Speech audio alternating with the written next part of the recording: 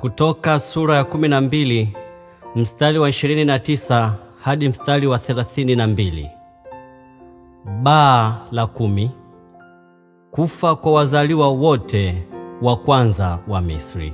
Usiku wa manane Bwana akawapiga wazaliwa wa kwanza wote katika nchi ya Misri.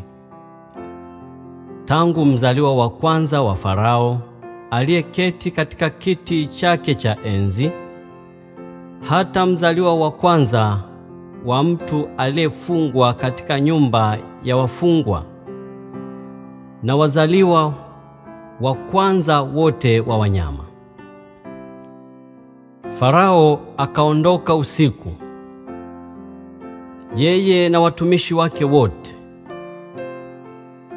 na Wamisri wote. Pakawa na kilio kikuu katika Misri, maana hapakuwa na nyumba hata moja asimokufa mtu. Akawaita Musa na Haruni usiku, akasema, ondokeni, tokeni katika watu wangu, ninyi na wana wa Israeli. Enendeni mkamtumikie Bwana kama mlivyosema. Twaeni kondoo zenu na ng'ombe zenu kama mlivyosema. Enendeni zenu mkanibariki mimi pia. Kutoka sura ya 12 mstari wa 33 hadi mstari wa 42. Kutoka Waisraeli watoka Ramesesi hadi Sukothi. Wamisri nao wakawahimiza watu kuwatoa katika nchi kwa haraka, maana walisema, tumekwisha kufa sote. Watu hawakuchukua unga wa mikate yao kabla haijatiwa chachu, na vyombo vyao vya kukandia wakavitia ndani ya nguo zao mabegani. Wana wa Israeli wakafanya kama neno lile la Musa. Wakataka kwa Wamisri vyombo vya fedha na vyombo vya dhahabu na mavazi. Bwana akawajalia kupendelewa na Wamisri, hata wakawapa kila walichokitaka, nao wakawateka Wamisri nyara. Wana wa Israeli wakasafiri kutoka Ramesesi mpaka Sukothi. Walipata hesabu yao kama watu 600,000 watu waume waliokwenda kwa miguu, bila kuhesabu watoto. Na kundi kubwa la watu waliochangamana mno wakakwea pamoja nao, na kondoo na ng'ombe, wanyama wengi sana. Nao wakaoka mikate isiyochachwa ya ule unga waliochukua walipotoka Misri, maana haukutiwa chachu, kwa sababu walitolewa watoke Misri, wasiweze kukawia. Nao walikuwa hawajajifanyia tayari chakula.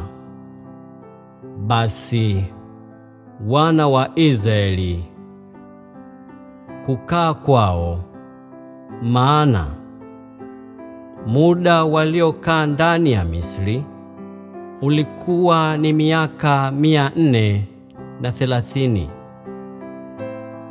Ilikuwa mwisho wa miaka hiyo 430, ilikuwa siku ile ile ya kwamba majeshi yote ya Bwana yalitoka nchi ya Misri.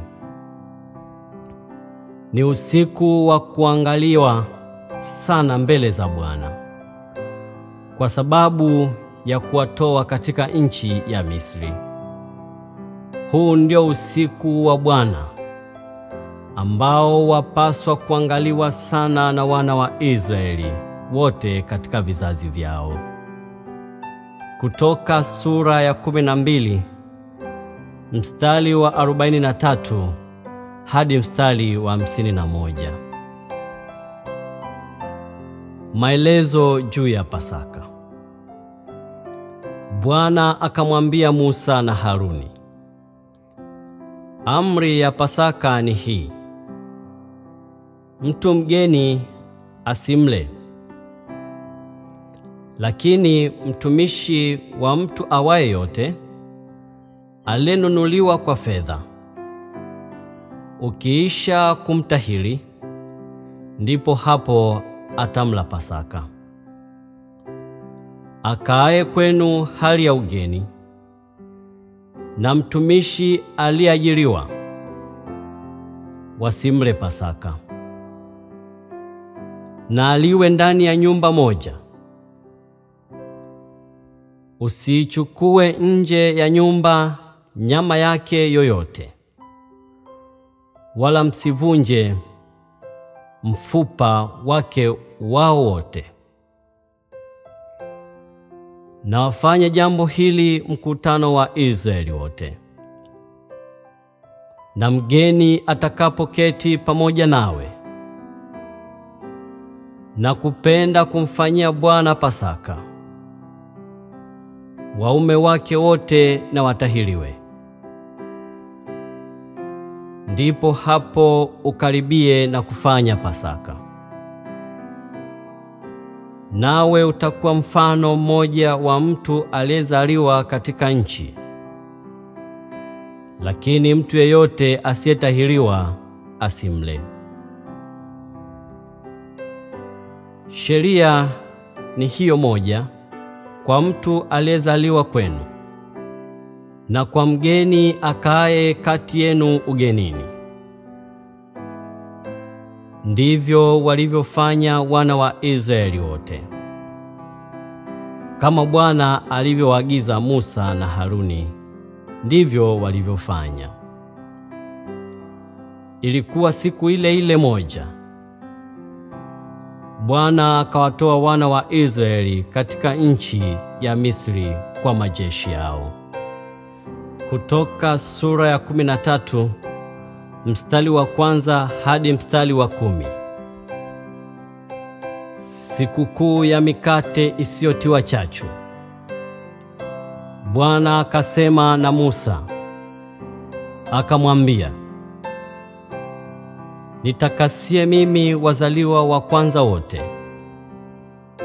Kila afunguaye tumbo katika wana wa Israeli, wa binadamu na wa wanyama, ni wangu huyo. Musa akawaambia hao watu, kumbukeni siku hii mliotoka katika nchi ya Misri, kutoka nyumba ya utumwa, kwa kuwa Bwana aliwatoa mahali hapa kwa nguvu za mkono wake. Na usiliwe mkate uliochachwa. Ninyi mwatoka leo katika mwezi wa Abibu. Itakuwa hapo Bwana atakapowaleta mpaka nchi ya Wakanaani na Wahiti na Waamori na Wahivi na Wayebusi, nchi hiyo aliyowapia baba zako kwamba atakupa wewe, ni nchi imiminikayo maziwa na asali. Ndipo mtakapoushika utumishi huu katika mwezi huu. Mtakula mikate isiyochachwa muda wa siku 7. Nayo siku ya 7 itakuwa ni sikukuu ya Bwana. Mikate isiyochachwa italiwa katika hizo siku 7. mkate uliotiwa chachu usionekane kwako, wala chachu isionekane kwako ndani ya mipaka yako yote. Nawe utamwambia mwanao siku hiyo, ukisema, ni kwa sababu ya hayo Bwana alionifanyia hapo nilipotoka Misri. Nayo itakuwa ishara kwako katika mkono wako, na kwa ukumbusho katika macho yako, ili kwamba sheria ya Bwana ipate kuwa kinywani mwako. Kwani Bwana alikutoa utoke Misri kwa mkono wenye uwezo. Kwa hiyo utaitunza amri hii kwa wakati wake, mwaka baada ya mwaka. Kutoka sura 13 mstari wa 11 hadi mstari wa 16. Kuweka wakfu wazaliwa wa kwanza. Itakuwa hapo Bwana atakapokuleta katika nchi ya Wakanaani, kama alivyokuapia wewe na baba zako, na kukupa, ndipo utamwekea Bwana kila afungwaye tumbo na kila mzaliwa wa kwanza uliye naye, azaliwaye na mnyama. Hao waume watakuwa ni wa Bwana. Kila mzaliwa wa kwanza wa punda utamkomboa kwa mwana kondoo, na kwamba hutaki kumkomboa, utamvunja shingo. Na kila mzaliwa wa kwanza wa binadamu katika wanao utamkomboa. Kisha itakuwa hapo mwanao atakapokuuliza keshoni, akisema, ni nini hivi? Utamwambia, Bwana alimtoa Misri, kutoka ile nyumba ya utumwa, kwa uwezo wa mkono wake.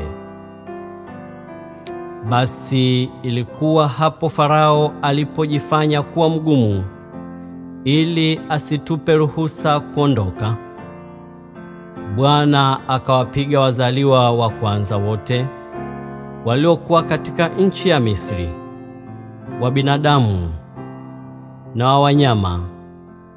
Kwa ajili ya hayo, namtolea Bwana wote wafungwao tumbo, wakiwa waume, lakini wazaliwa wa kwanza wote wa wana wangu na wakomboa. Jambo hilo litakuwa ni ishara mkononi mwako na utepe katikati ya macho yako, kwa kuwa Bwana alitutoa Misri kwa uwezo wa mkono wake. Kutoka sura ya 13 mstari wa 17 hadi mstari wa 22. Nguzo za wingu na moto. Ilikuwa hapo Farao alipokwisha kuacha watu hawa waende zao, Mungu hakuongoza kwa njia ya nchi ya Wafilisti, ijapokuwa ilikuwa ni ya karibu. Maana Mungu alisema, wasije wakagaili watu hawa hapo watakapokutana na vita na kurudi Misri. Lakini Mungu akawazungusha hao watu kwa njia ya bara kando ya bahari ya Shamu. Wana wa Israeli wakakwea kutoka nchi ya Misri hali wamevaa silaha.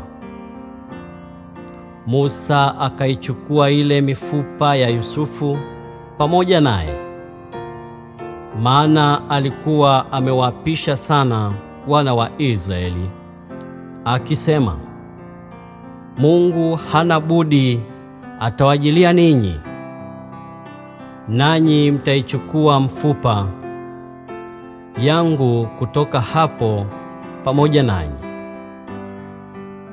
Nao wakasafiri kutoka Sukothi, wakapiga kambi Ethamu, kwenye mpaka wa ile jangwa. Bwana naye akawatangulia mchana ndani ya wingu mfano wa nguzo, ili awaongoze njiani, na usiku ndani ya moto mfano wa nguzo, ili kuwapa nuru, wapate kusafiri mchana na usiku. Ile nguzo ya wingu haikuondoka mchana, wala ile nguzo ya moto haikuondoka usiku mbele ya hao watu. Kutoka sura ya 14 mstari wa 1 hadi mstari wa 25. Kuvuka bahari nyekundu. Bwana akasema na Musa akawaambia, waambie wana wa Israeli kwamba warudi na kupiga kambi yao mbele ya Pi-Hahirothi, kati ya Migdoli na bahari, kukabili Baal-Sefoni. Mtapanga mbele yake karibu na bahari. Naye Farao atasema katika habari za wana wa Israeli, wametatanishwa katika nchi, ile jangwa imewazuia wasitoke. Nami nitaufanya uwe mgumu moyo wa Farao, naye atafuata nyuma yao. Nami nitajipatia utukufu kwa Farao na kwa jeshi lake lote, na Wamisri watajua ya kuwa mimi ndimi Bwana. Basi wakafanya hivyo. Mfalme wa Misri aliwaambia ya kuwa wale watu wamekwisha kimbia, na moyo wa Farao na mioyo ya watumishi wake iligeuzwa ili iwe kinyume cha hao watu. Nao wakasema, ni nini jambo hili tulilolitenda, kwa kuacha Waisraeli waende zao wasitutumikie tena?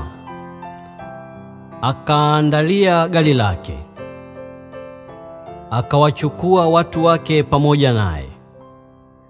Tena akatwaa magari 600 yaliyochaguliwa, na magari yote ya Wamisri, na maakida juu ya magari hayo yote.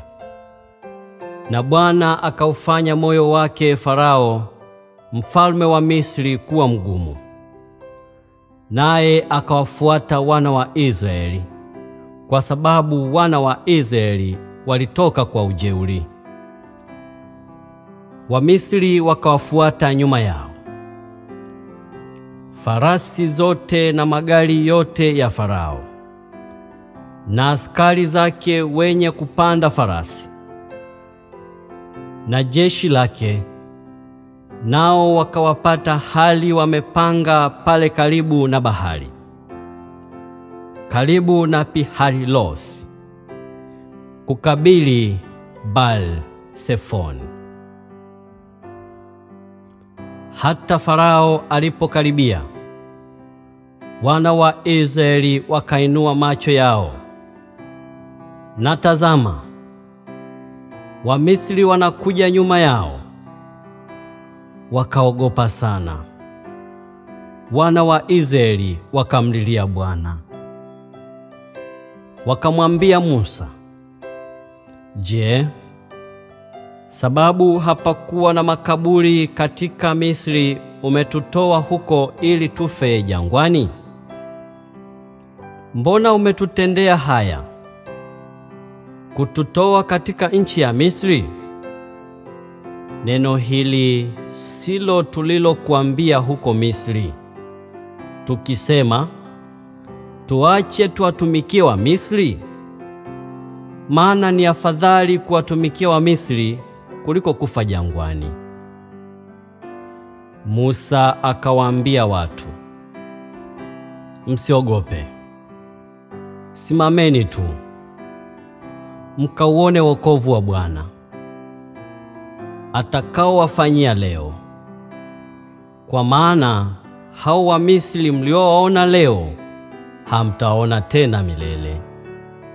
Bwana atawapigania ninyi, nanyi mtanyamaza kimya. Bwana akamwambia Musa, mbona unanililia mimi? Waambie wana wa Israeli waendelee mbele. Nawe inua fimbo yako, ukanyoshe mkono wako juu ya bahari na kuigawanya, nao wana wa Israeli watapita kati ya bahari katika nchi kavu. Nami, tazama, nitaifanya mioyo ya Wamisri kuwa migumu, nao wataingia na kuwafuatia. Nami nitajipatia utukufu kwa Farao na kwa jeshi lake lote, na kwa magari yake, na kwa wapanda farasi wake. Na Wamisri watajua ya kuwa mimi ndimi Bwana, nitakapokwisha kujipatia utukufu kwa Farao na magari yake na farasi zake. Kisha malaika wa Mungu aliyetangulia mbele ya jeshi la Israeli akaondoka akaenda nyuma yao, na ile nguzo ya wingu ikaondoka hapo mbele yao, ikasimama nyuma yao. Ikafika kati ya jeshi la Misri na jeshi la Israeli. Napo palikuwa na lile wingu na lile giza, lakini lilitoa nuru wakati wa usiku, na hawa hawakuwakaribia hawa usiku kucha. Musa akanyosha mkono wake juu ya bahari. Bwana akaifanya bahari irudi nyuma kwa upepo wa nguvu utokao mashariki usiku kucha. Akaifanya bahari kuwa nchi kavu, maji yakagawanyika. Wana wa Israeli wakaenda ndani kati ya bahari katika nchi kavu, nayo maji yalikuwa ukuta kwao, mkono wa kuume na mkono wa kushoto. Na wale wa Misri wakawafuatia, wakaingia ndani kati ya bahari, farasi zote za Farao na magari yake na wapanda farasi wake. Ikawa katika zamu ya alfajiri, Bwana akalichungulia jeshi la Wamisri katika ile nguzo ya moto na ya wingu, akalifadhaisha jeshi la Wamisri. Akaondoa magurudumu ya magari yao, hata yakaenda kwa uzito. Na Wamisri wakasema, na tukimbie mbele ya Israeli, kwa kuwa Bwana anawapigania kinyume cha Wamisri.